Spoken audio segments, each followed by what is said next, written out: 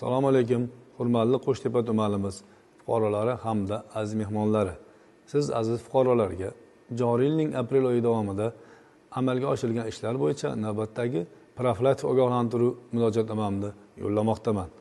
Hokimiyat organlari, huquqni muhofaza qilish organlari bilan hamkorlikda hurmatli Prezidentimizning joriy yilning 5-yanvar kuniga imzolagan birinchi sonli qarorlari hamda 27-yanvar kuniga o'tkazilgan videoselektor yig'ilishlarida berilgan topshiriqlari ijrosini ta'minlash maqsadida tumanimiz hududida bir qator maqsadli profilaktik tadbirlar amalga oshirilmoqda. Natijada aprel oyi davomida umumiy jinoyatlarimiz 29 tadan 26 ga erishilgan bo'lishiga qaramasdan, oldin olish mumkin bo'lgan jinoyatlarimiz 15 tadan 17 ga oshib ketishiga yo'l qo'yilgan. Xususan 6 ta o'g'rilik, 5 ta yo'l transport hodisasi, 2 ta firibgarlik, bitta yengil va hamda o'rtacha og'ir tan yetkazish, bitta maishiy zo'ravonlik holatlari sodir etilgan. O'tkazilgan tezkor qidiruv tadbirlari davomida 8 ta jinoiy holatlar aniqlanib, shaxslarning jinoiy faoliyatlariga chek qo'yilgan.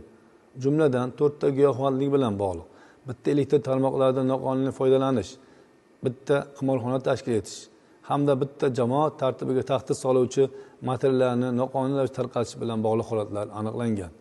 Xotin-qizlarimizga nisbatan sodir etilayotgan tazyiq va zo'ravonlik holatlarini oldini olish maqsadida 18 ta holatlar bo'yicha himoya ordenlari berilgan. Prezidentimizning 24-fevral kungi o'tkazilgan videoselektor yig'ilishlarida berilgan topshiriqlar ijrosini ta'minlash maqsadida haftaning har payshanba kunlari yoshlar bilan uchrashuvlar o'tkazib kelinmoqda.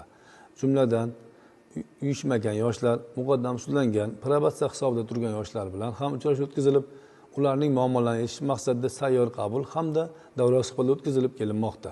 Barchamiz uchun xavf bo'lib kelayotgan kiber jinoyatlarning sodir etilish holatlari kundan kunga davom etayotganligi, firibgarlar tomonidan kiber jinoyatlarning yangi usullari o'ylab topilayotganligi sababli oldingi murojaatlarimda aytib o'tganimdek, ijtimoiy tarmoqlar orqali, ya'ni internet, mobil aloqa hamda raqamli platformalar orqali sodir etayotgan firibgarlik va o'g'irlik jinoyatlarini qurboni bo'lib qolishdan, karta raqamlaringizni begona shaxslarga bermaslik, o'ta arzon sotilayotgan buyumlarga aldanib qolmaslikka, shubhali APK fayllarni ochmaslikka chaqirib qolib, barchangizni kiber jinoyat qurboni bo'lib qolishdan ogoh bo'lishga, moddiy boyliklaringiz, shaxsingizga oid ma'lumotlarni asrab-avaylashga, shuningdek jamiyatimiz uchun jiddiy xavf bo'lib kelayotgan giyohvandlikka qarshi kurashish illatlarida hamkorlikka chorlab qolaman.